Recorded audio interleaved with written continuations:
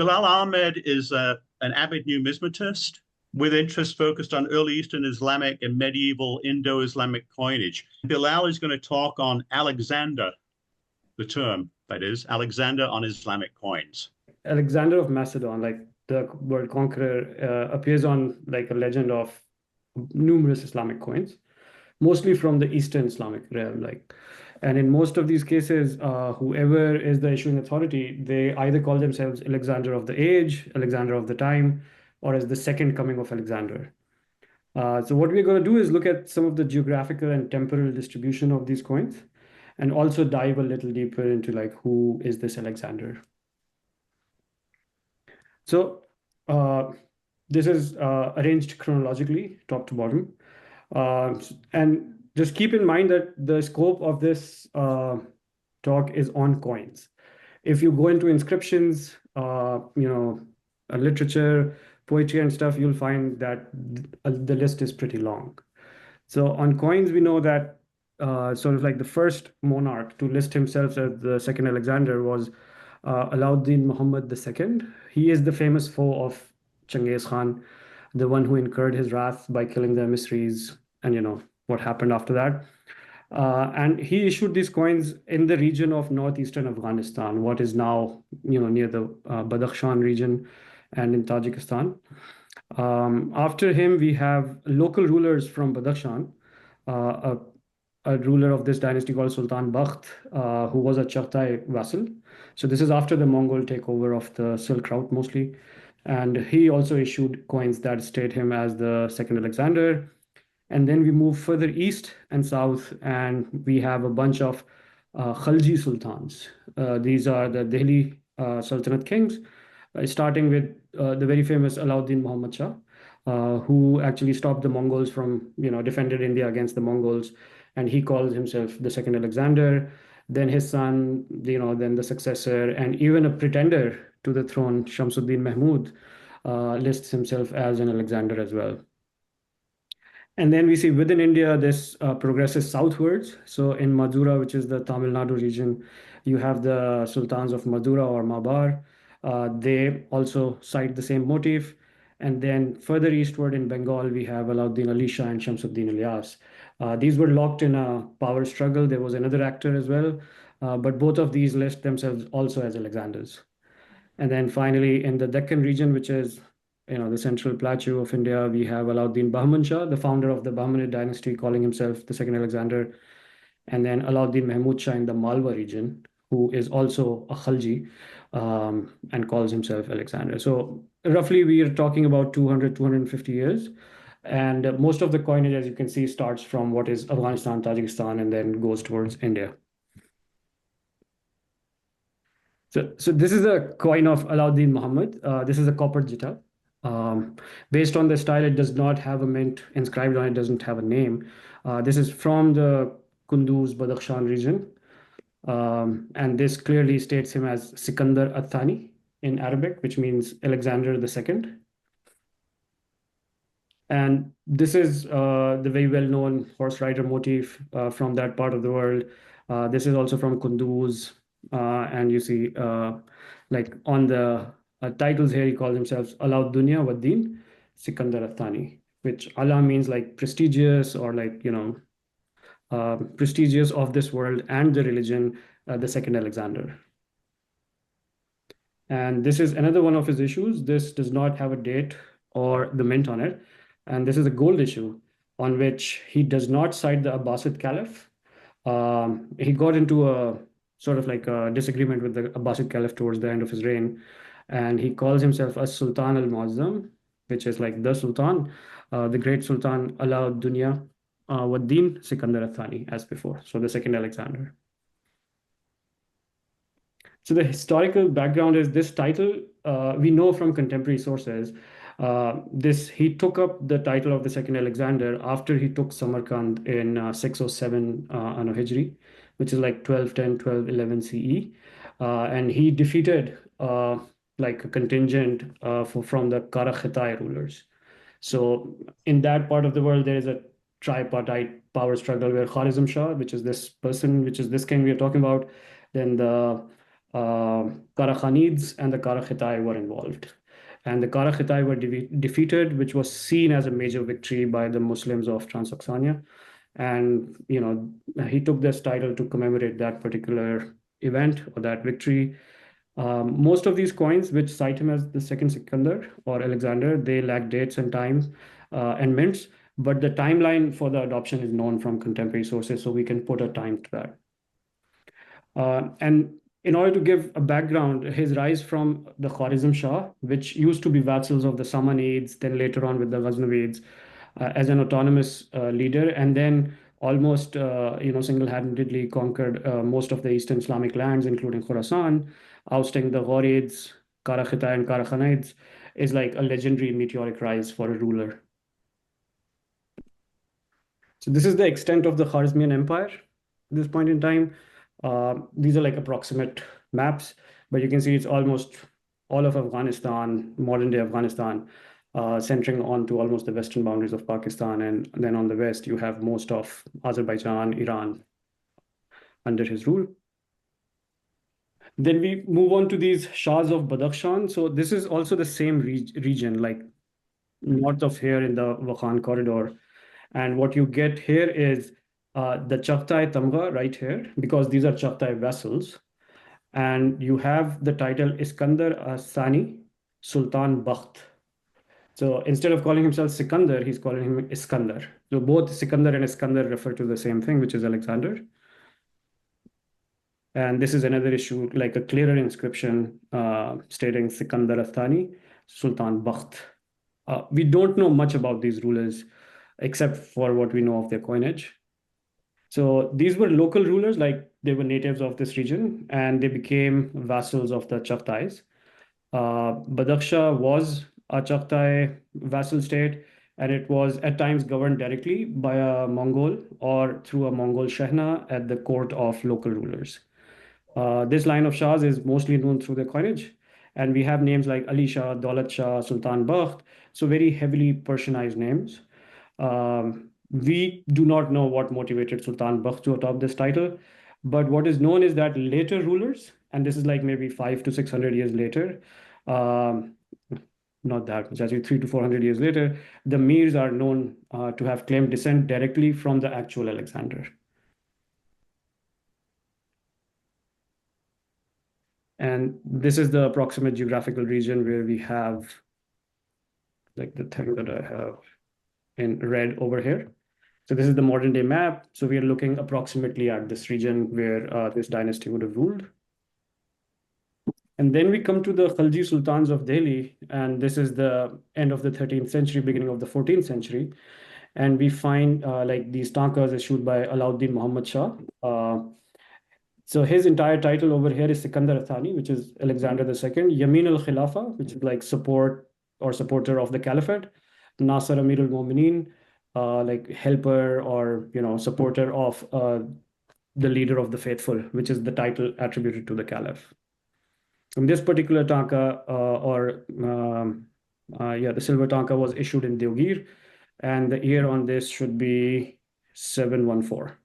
So like 714 Anno Hijri. He was succeeded by his son, who had a very short reign, and his name was Shahabuddin Umar, and he copies verbatim the same title as his father. And then we have Qutbuddin Mubarak Shah, who succeeded, or who his son was killed, and then Qutbuddin Mubarak Shah was installed, and he changed the title, calling himself not Sikandar Asani but Iskandar Az-Zaman, which is Alexander of the age or Alexander of the times, and carries over the same title with respect to the Caliphate, which is Yamin al-Khilafa Nasir Amir al-Mu'minin. This was early in his reign, but later he actually claimed himself to be the Caliph, so dropping all of these titles.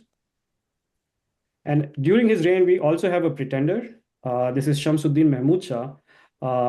He adopts the same title, but he switches some of these words. So instead of Iskandar Zaman, he has Sikandar ad-Dahr, which is Alexander of the age or Alexander of the time. Adud al-Khilafa, which is a synonym for Yamin as well, like supporter of the Caliphate, Nasir Amir al-Mu'minin. So the Khaljis came to power after the Mamluks of Delhi. The first monarch, Jalaluddin Firoz Shah, was a high-ranking officer in the army of Jalaluddin Mangubarni, who was being chased by Genghis Khan. Then he crossed the river Indus, came into India, and that is where Jalaluddin Firoz Shah comes in contact with India for the first time. And we also know that he is the first sultan of the dynasty Jalaluddin Firoz Shah, but he did not adopt the title of Alexander II. That was taken up by Alauddin Muhammad, who was his nephew and successor. And Alauddin, whereas he's been discredited by the colonial historical corpus as a barbarian ruler, was actually one of the most successful sultans of Delhi. He defended India against the Mongols quite effectively. And this could be one of the reasons why he adopted this title, and we'll go later into that. Introduced economic and military reforms, and at one point was also, wanted to create a new religion. Most of his Khalji descendants who came to power in Delhi and in other parts of India adopted the title, the second Alexander, Alexander of the Age. This is the Khalji Empire at its zenith. So, pretty much a lot of northern and southern India was under their influence at one point in time. And then we go to the Sultans of Madura. And Madura, the region of Madura, is basically in Tamil Nadu in the Malabar coast. And what we have here is like Sikandar al-Zaman Ahsan Shah. And Sikandar al-Zaman means Alexander of the Age. And then this is a coin of the same dynasty, but a different ruler, Ghiyasuddin Muhammad Damghan Shah. And he also lists himself as Sikandar al-Sani Yamin al-Khilafa Nasir Amir al-Mu'minin. So the same title as Alauddin Muhammad. So the governor of Madura declared independence from the Tughlaqs around 1333-34 CE, defeated the forces of Delhi, and basically gained independence, had autonomous rule, was in conflict with the Hoysala ruler Balala III, and the dynasty came to an end when the Vijayanagara Empire, expanded in the south of India. And then in Bengal, we have these rulers like Alauddin Ali Shah, and his title is very interesting. He calls himself Sikandar al-Zaman, which is Alexander of the Age, al-Makhsus, so the distinguished, bi-inayat ar-Rahman, by the bestowal of the most gracious, Nasir Amir al-Mu'minin. Right? And then we see his contender to coming to power in Bengal was Shamsuddin Ilyas Shah, and he also refers to himself as Sikandar al-Sani. The title is exactly the same as Alauddin Muhammad of Delhi. So the province of Bengal had the same story. When Muhammad bin Tughlaq was in power, it sort of was the first to rebel against them. There were three contestants to the throne: Alauddin Ali Shah, Fakhruddin Mubarak Shah, and Ilyas Shah. With the exception of Mubarak Shah, both of them called themselves Alexanders. And then Shamsuddin defeated Ali Shah in 1342 and basically laid the foundation of the Ilyas Shahi dynasty of Bengal. And then in Deccan, we have another founder of a dynasty, the Bahmani dynasty, Alauddin Bahman Shah, who also calls himself Sikandar al-Sani, Yamin al-Khilafa Nasir Amir al-Mu'minin. So basically the same title carrying over to different dynasties. And they also came to power when Delhi weakened under the Tughlaqs, and the Bahmanis would continue to rule Deccan and regions of Telangana and Maharashtra. And then finally, we have the Khalji dynasty, but in a different part of India, in Malwa. And this person usurps power, and is known as Mahmud Shah first. And this is a coin that was struck at Shadiabad, and exactly the same title as the Khaljis in Delhi. And so he comes to power after deposing Hoshang Shah's son in 1435, and being of Khalji descent, which is different from the rulers at that time, and came into conflict with the Rajput kingdoms, with the Sisodia and the Rathore clans. So now the question is, what all of this opens up is like, who is this Alexander? What does it represent in terms of what the issuing authority is trying to say by adopting a title involving Alexander the Great? What are the origins of this Alexander? Is it really the same legendary Macedonian world conqueror or something else? And then one of the biggest questions is like, how is a polytheist or a pagan legendary figure part of a sultan's title on like Islamic coins? So for the titles of sultans, we do have two types of titles that we can work with. One of them are the official titles granted by the caliph. So this usually involved that the caliph would send a robe of honor, also called a khilat, and it's some sort of an investiture. And his the usual of these titles would be like Wali Amirul Mu'minin, Qasim Amirul Mu'minin, and Nasir Amirul Mu'minin. Among these, Qasim Amirul Mu'minin is by far the highest rank. So it says whoever has the title basically shares power or shares influence with the caliph.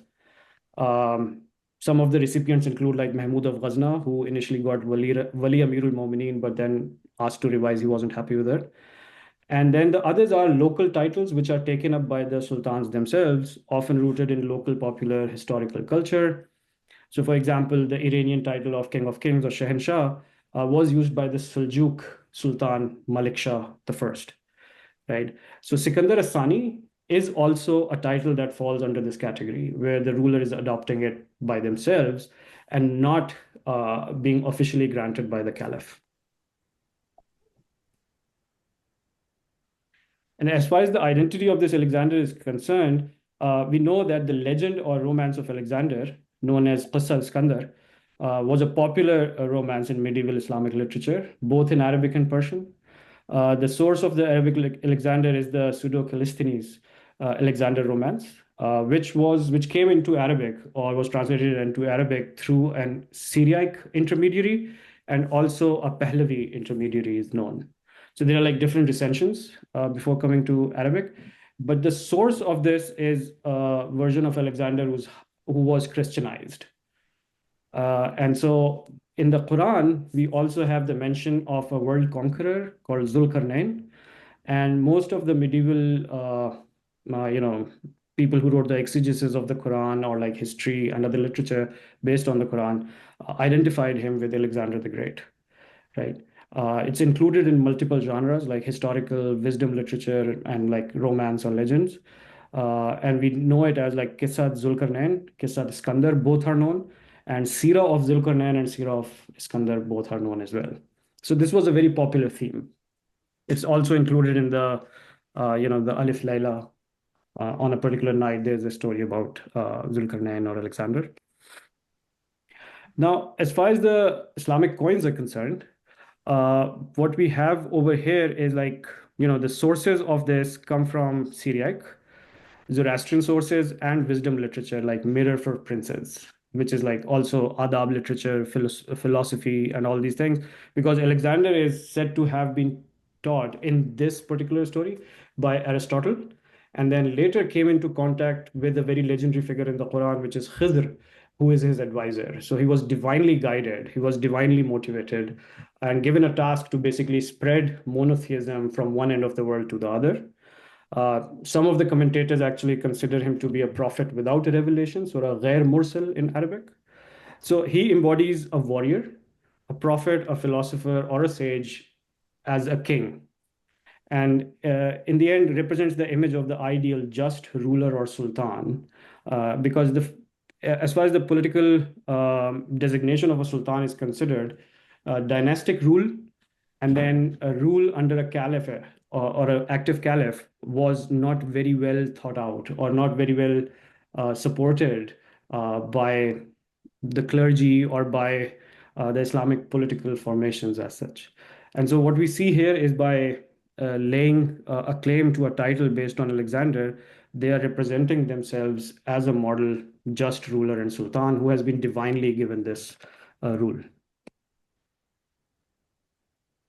Similarly, another thing is the Gog-Magog link.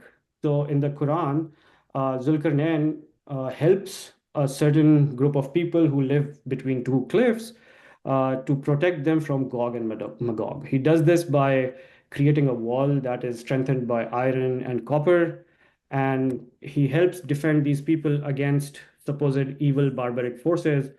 And so some of the researchers on this particular title have actually, hypothesized that the act, which is similar to this act of the Quranic Zulkarnain, would enable a ruler to describe himself as the second Alexander. And this is true for two of these rulers that we know, apparently, like Alauddin Muhammad II, defending against the northern folks coming from the steppes like the Karakhitai and the Mongols, and then the Delhi Sultan Alauddin Muhammad actually defending India against the Mongols. And the Mongols were sort of, likened to Gog and Magog. And in terms of the geographical propagation of the Alexander motif on coins only, we see that it begins in the northeast of Afghanistan and then goes, around the Silk Route, and then propagates more eastwards, Badakhshan, and then enters Delhi. Now, this particular phenomenon or this propagation can be supported in part with the Mongol onslaught on these lands. And we know, for example, that a bunch of bureaucrats, scholars came to Delhi and seek refuge as the Mongol onslaught was going on. One of these families included the father or grandfather of Amir Khusro, who's a very well-known figure, a poet, and a writer, an author. And he was also associated with the court of Alauddin Muhammad Shah II. And one of his works, the Khamsa, has two books on Alexander the Great. So in terms of poetry in the Islamic world, in Persian especially, we have Alexander mentioned in the Shahnameh. He's also mentioned in the work of Nizami Ganjavi from the Azerbaijan region in the early 13th century, and then in the works of Amir Khusro in India. So a very popular thing, and there is a direct link between Amir Khusro and the Khalji Sultan. Yeah, so that finishes my talk. These are the external resources I've used. So a lot of these coins come from Zeno and these auction sites. These are the references. There's like amazing work by Hala Mantaghi and Stoneman on this, and then Zuwiya's work on Al Hamiado text on Alexander is pretty amazing as well. And this is my numismatic blog, dastanisika.wordpress.com. Thank you, Bilal.